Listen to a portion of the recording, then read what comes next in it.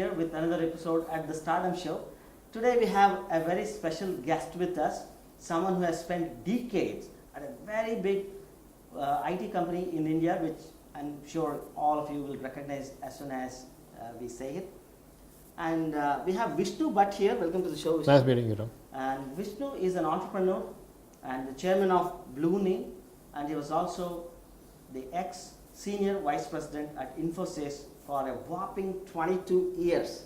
So he has got a lot of insights, folks, and he has got a lot of perspectives that is so agreed to share his perspectives and insights with all of us here on this show. And let's first start with how did it all come about? Like, you just started this new startup, and the Blueneem, you're the chairman of this company. How did it begin? So this began with an idea a few years ago, where a few of us came together and said that this is one industry, which is medical devices industry, which is highly underserved in the country. It is highly underinvested, and if you look at the demographics of this industry itself, even today about 75 to 80% of medical devices are imported, and that's not a good scene for a country of 1 billion people.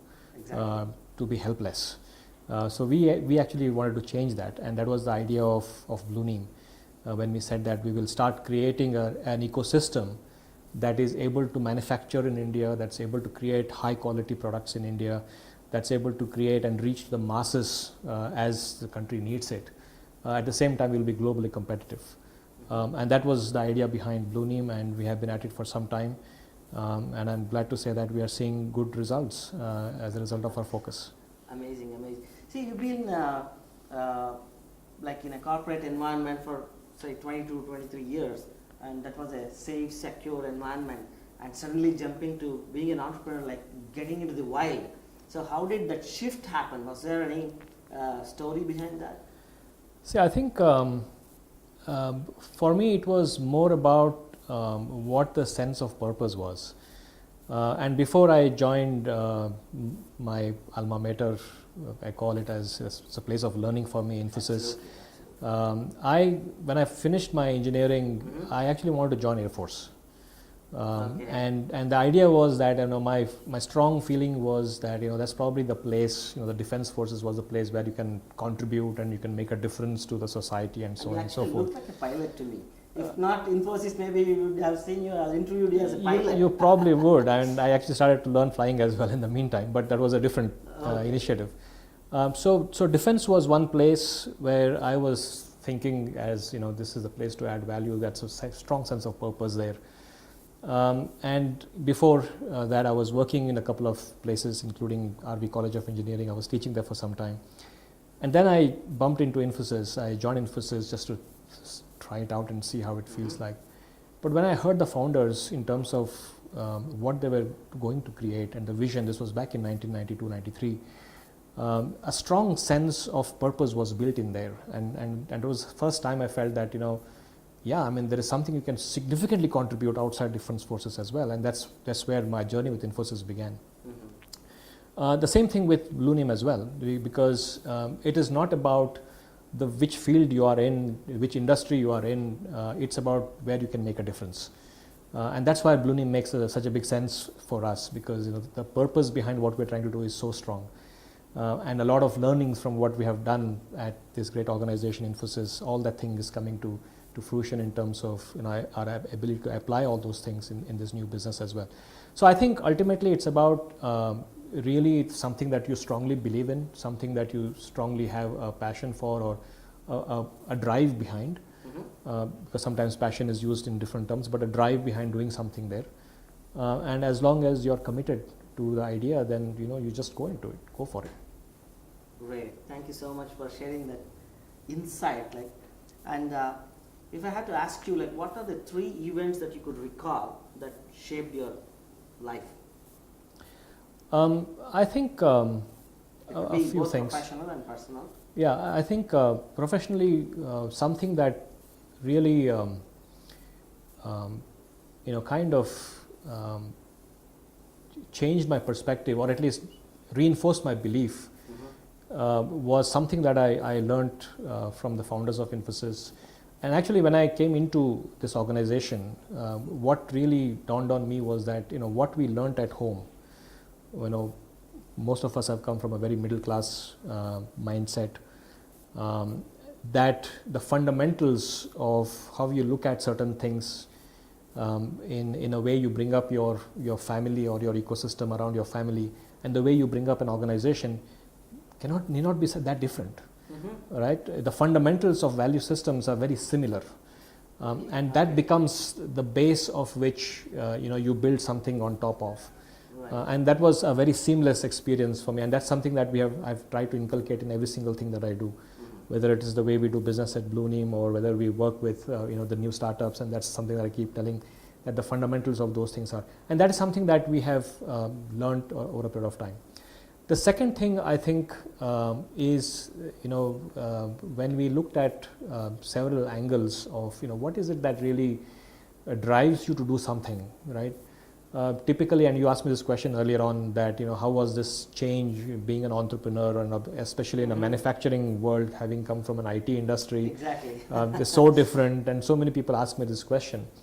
And I keep telling this to a lot of youngsters who I talk to at Amplify and a few other places where I actually help in shaping some ideas, is that if you really have that urge to learn, and if you're not worried and scared of learning anything new, then anything is possible. Absolutely. Right? So that is something that is very important, and that's one of the reasons why, which actually was reinforced to me at Infosys so hard. And every single thing that I took up at that great organization was something new that we did every single time I took on something new. So doing something new became part of me, and that was a great learning. So I think the second thing that changed me was that don't shy away from learning and doing something that you've never done before, as long as you have the fundamentals right. So I think as long as your fundamentals are right, as long as you have the capability of carrying on those fundamentals, as long as you have the commitment behind it, and as long as you have the right fundamental character, I think you can just do anything that you want. Awesome.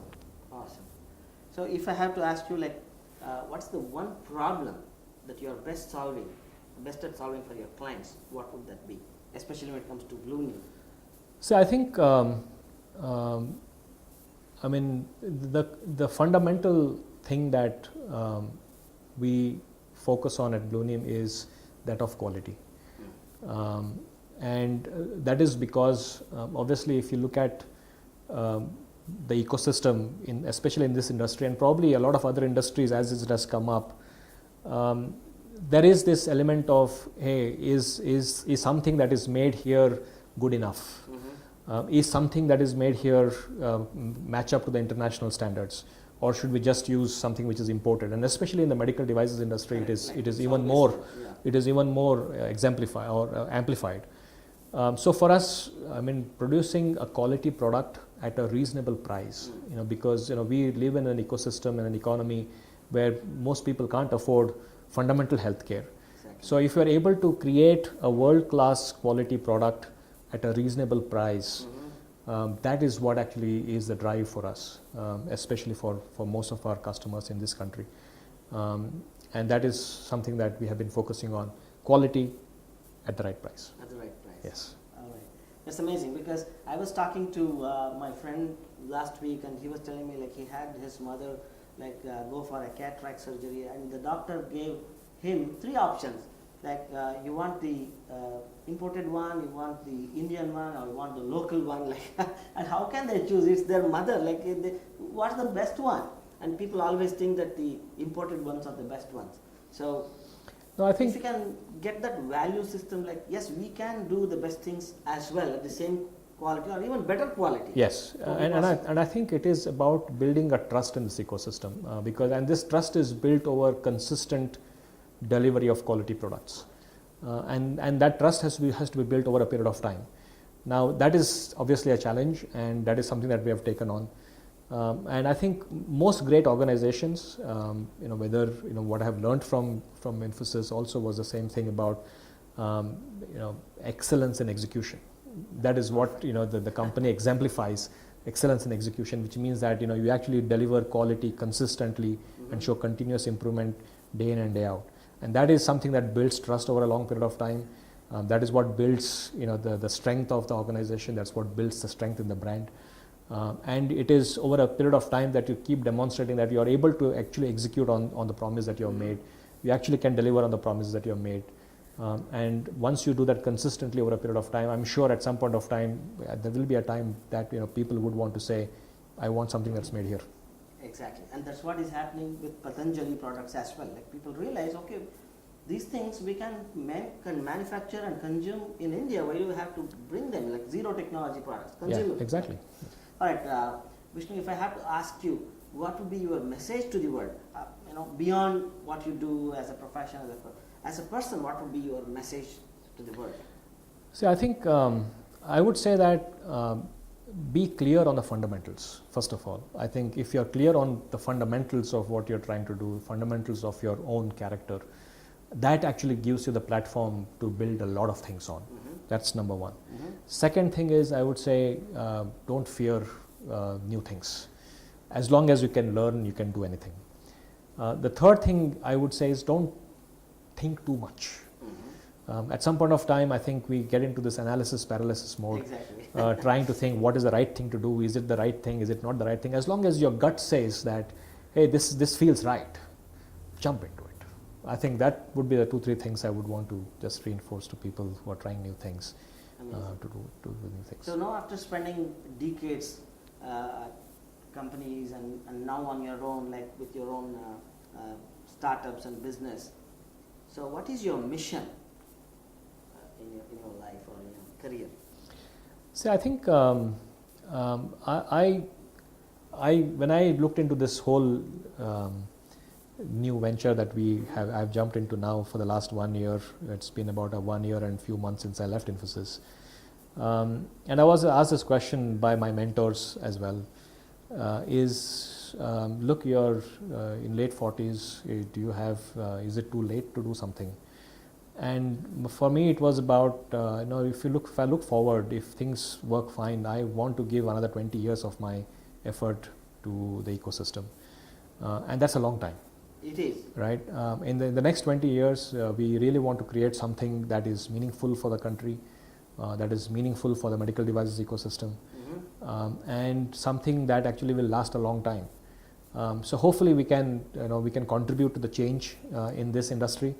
And stand something in the next 20 years that I will be at it, assuming that my health and everything else will permit that, and create something that is meaningful, that will last a long time. Amazing. So if I have to ask you, who are the most influential people have influenced you in your career? Like you remember someone, your teacher perhaps, like who are the 2-3 people that have been very influential on you in your journey? I think, 2-3 people I can very clearly remember. I mean, obviously my father has been extremely influential. I have seen, as a child, I've seen him really build an educational institution from ground zero into a fairly large institute in the district. And the way he rallied the troops of that institute to create a better ecosystem around, whether it is using the themes of national serving schemes, mobilize the students to create a much better ecosystem. And as a child, I have been observing all of that, and I think that has really had a very long impact on building my personality. And that is something that I also kind of saw carried forward with the founders of Infosys, which had a very similar perspective. Because I think if I look back at both these entities, my home and what I learned at Infosys, one thing was the most common phenomenon there is whenever you do something, whatever you do something, try to earn respect. That's what my father kind of exemplified, in his prime time, and the way I saw him lead by example. And that's exactly what I heard in Infosys as well. Whatever you try to do, try to earn respect, and that is something that I've tried to inculcate in my student days, in my post-student days, in my professional life, and now and with my team that we work together at Blueneem. Great, good to know that, and it's a lot of insights as well. Coming back to your journey so far, you have spent a good decade plus, 2 decades plus at Infosys. What was your 2-3 biggest contributions to this organization?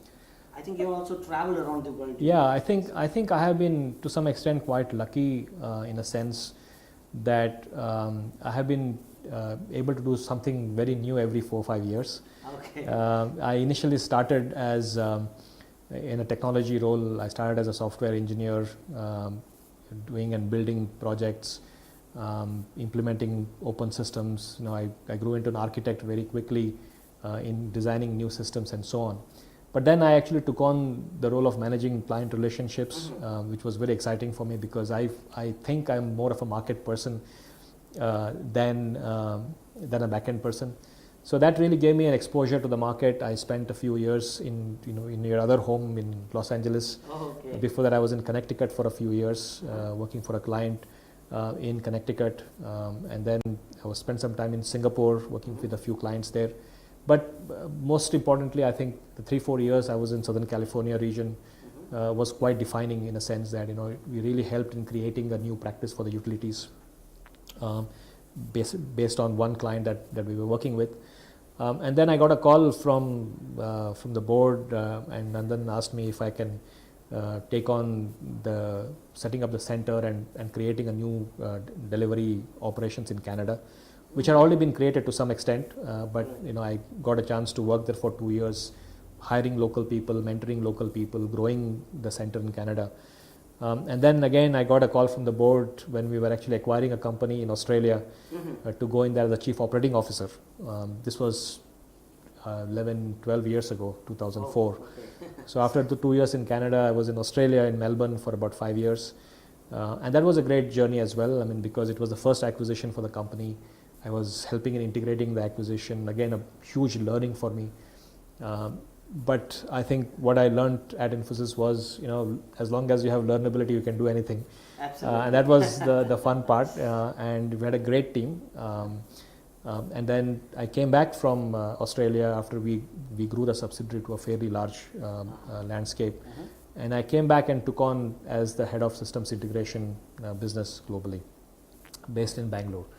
And as part of that, we incubated new technologies like cloud computing, big data analytics, and worked in creating these new technologies, differentiated technologies. We launched a few platforms as part of that. And then just before I left, I was in charge of cloud and infrastructure services from a global perspective. So that's been the journey I have been through. And again, as I said, to some extent I was lucky that I was able to, I was in the right place probably at the right time to take this on. But I think I also had the backing and the strength of the company behind to say that, look, if you can learn and do new things, go do it. And I think that's probably a good thing, a great thing that an organization has to set up, because I think there will be a lot of people in your teams who are willing to take risks, who are willing to take on new things, who are willing to take on new challenges. But I think you should create an ecosystem that enables people to stand up and do it. As long as the team's intent is in the right direction, mistakes do happen, as long as you can stand up and correct them. But I think it's important for leaders to create an ecosystem that people can stand up and say, I'm going to contribute to the best possible extent. I will align my intent to the intent of the team or the intent of the organization, and then go right at it and make things happen. I think that's really something that a leader should create as an ecosystem that you build. Great. And then the magic happens. Magic happens, and I think magic just happens. I mean, obviously there will be moments of dilemma, there will be moments of despair, there will be moments of confusion, and I think that's when your fundamentals will guide you, because the fundamentals will ask the right questions, and then those answers to those questions will give you the right direction. So I think that's why I keep saying that it's important to really keep your fundamentals very simple, very sacred, and close to your heart. And once you have those fundamentals, you can navigate any ambiguity, you can navigate any difficulties, you can navigate any dilemmas that you may have, and those are the times that you really open your book of fundamentals and say, what is the question it's asking me now? Right. Amazing. So you've been in leadership positions in different companies, and now you're in a leadership role, and you also teach other people and talk to them, coach them, mentor them, so many people. So what do you think are the 3 qualities that are important for someone to succeed in a leadership role or being an entrepreneur, for example? See, I think I would say that first of all, courage is important, especially if you're in a leadership role and an entrepreneur. And close to that would be your strong sense of integrity or character. And these are the 2 things that will actually shape your leadership. Courage, integrity, and obviously along with that comes commitment, because if you and that is something that you always need, and especially if you are actually an entrepreneur and you're taking on something new. I think if you have these ingredients, it will really guide you from a long-term standpoint. And same thing with the team that you choose. I mean, you need to choose a team, first of all, that has the capability, right? I mean, you need to have people who have the capability or the competence to do something. They need to have the commitment to do something, and they need to have the integrity to walk along with you in that direction. Absolutely. All right. So, like you're talking about, like committing mistakes do happen sometimes, because when we are trying to do something big, something new, something unknown, like there will be some failures, setbacks, mistakes. So how do you prevent some really costly mistakes from happening? Is there a way to do that? No, I think that is the role of the leader, because I think if you look at a leader, the team looks up to the leader, right, to ask them the right questions. Because I think it's an important aspect, because it is not the most effective way to say, I will tell you how to do certain things, because then why are you hiring the smartest people, right? You actually have the smartest people decide for themselves what is the right thing to do. But at the same time, you have your guiding principles, which again comes from your fundamentals, right, and also the direction that you're taking as a business, and then you ask the right questions. And when you ask the right questions, the team figures out the right answer. Right, because a lot of times you may think that there's a great idea, the team is extremely excited, or somebody in your team is extremely excited, but there is a degree of uncertainty that you might find that it might end up into a very costly mistake. But I think as you work with the team, you ask the right questions, it actually provides that as a guiding post for the team to self-correct. And a lot of times, those are the things that actually will ensure that you don't make very expensive mistakes. But if the leader also cannot see, then you're all in it together, right? And then that's what happens. It will become a very costly lesson to learn. Right.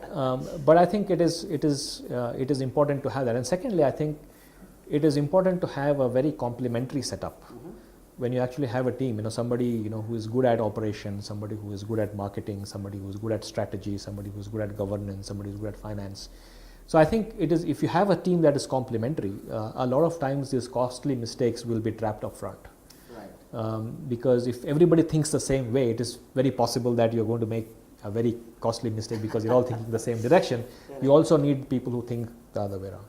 So if you have a team that actually is able to think differently, is able to bring a lot of ideas together, and then as a leader you are able to assimilate that and guide the team in the right direction, I think those boundary conditions or extreme conditions are not likely to be touched upon very often. Right. So Vishnu, you were talking about getting that idea and developing from that and putting people together. But how do you generate ideas? Like personally for you, what is it about? How do you look through or think about generating something new? You have to do. How do you generate new ideas? So I think if you look at idea generation, I would say are of 2 levels. One is an idea to do something new. I would say that doing something new should originate from the idea. Right? You first need to have an idea, and then you should say, okay, I have an idea, I need to do something with it. Once you decide what you want to do, there's a second degree of ideation, saying, now how can I be more creative? So I think these are 2 levels of ideation, as I would call it. One is an idea which is an overarching macro level idea that says, hey, I think there is an opportunity here, or there is a place where you can make a difference. how do I make a difference, and then you use that idea to create something which becomes your purpose. And then once you define that purpose, then you start ideating of what all you can do as part of that platform, as part of that purpose. And I think that is a second level of ideation of possibilities. How do you really create new possibilities? And how do you really pick different people's brains to contribute to those possibilities? And that is something that is important. I think it is extremely important for the leader again to be open to ideas, because it is very difficult for one person to come up with all the ideas. So once you have the overarching macro level idea and you create a platform, then you enable people to start contributing ideas to that platform. And so it's important for the leader to actually channel his or her ego towards that purpose and foster new ideas and give people credit for their ideas and start moving in that direction. Amazing. That was a very cool distinction, by the way, and that I think is coming directly from your heart because of all this experience that you have had.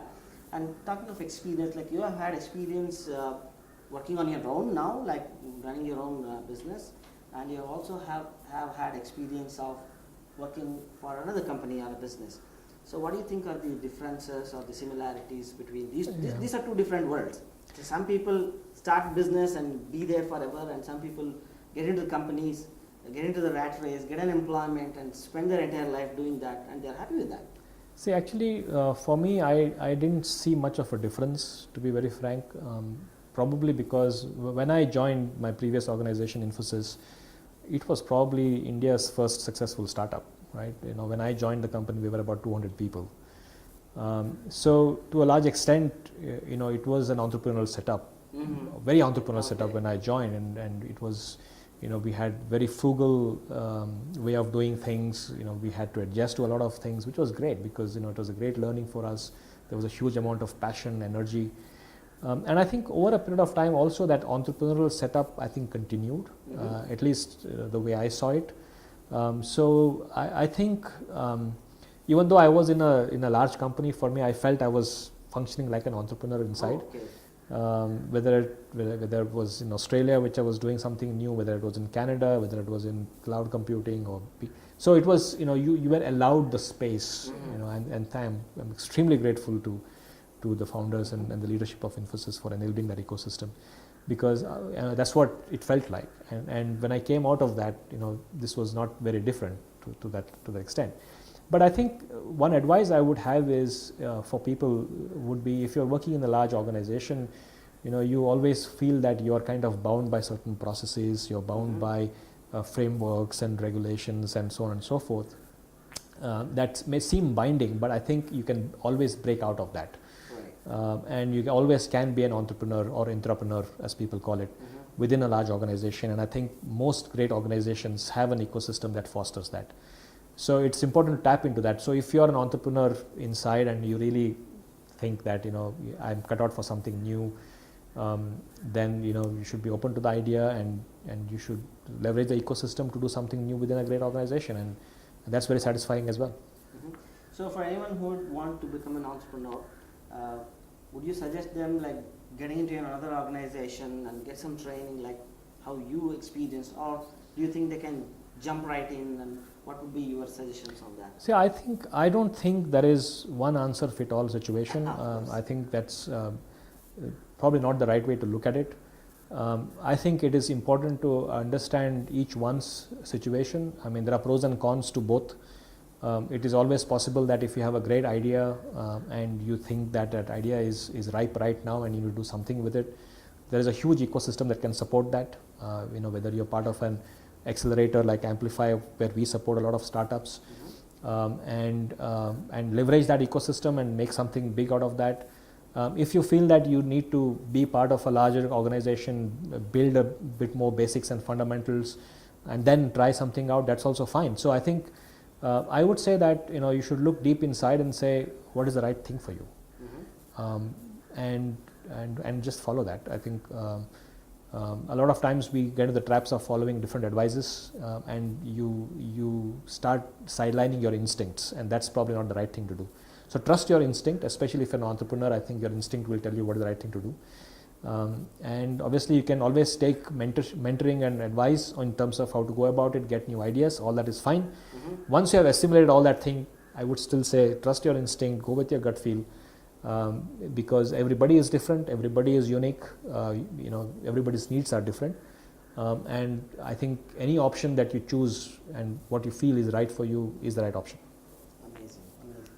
So, if someone wants to get started on their own, we have a lot of, as you said, we have a lot of technology in place, education in place, support in place, finance in place. Like people now go for crowdfunding, crowdsourcing, there's so many things in place.